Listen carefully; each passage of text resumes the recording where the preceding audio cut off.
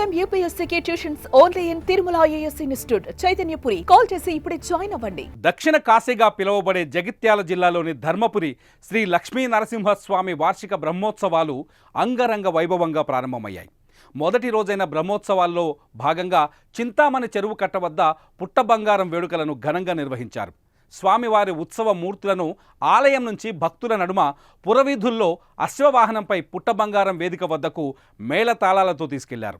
అనంతరం వేద పండితుల మంత్రోచ్చారణలతో ప్రత్యేక పూజలు చేసి పుట్టను తవ్వి ఆ మట్టిని ఆలయానికి తీసుకురావడంతో బ్రహ్మోత్సవాలు ప్రారంభమయ్యాయి.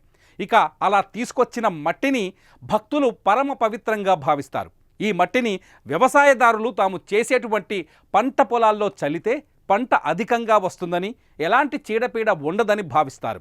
ఇక వ్యాపారస్తులు తమ వ్యాపారం అభివృద్ధి చెందాలని డబ్బుల పెట్టెలలో వేసుకుంటారు. మరికొందరైతే తమకు మంచి జరగాలని వారి ఇంటి స్థలంలో, పూజా స్థలంలో ఈ మట్టిని ఉంచుతారు. ఇక ఈ పుట్టమట్టిని బంగారంగా భావించి మట్టి కోసం భక్తులు ఎగబడతారు.